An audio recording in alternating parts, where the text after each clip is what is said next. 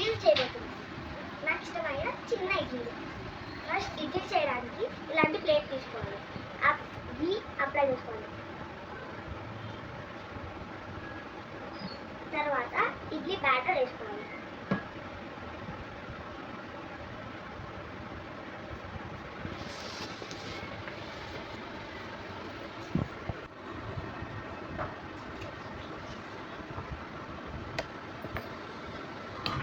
ఇలాగా ఇడ్లీ బ్యాటర్ని వేసేసుకోవాలి.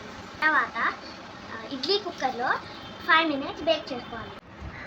5 minutes బేక్ చేసుకున్న తర్వాత ఇలా ఉంటాయి. ఈ స్పూన్తో ఇలాగా స్కూప్ చేసుకోవాలి.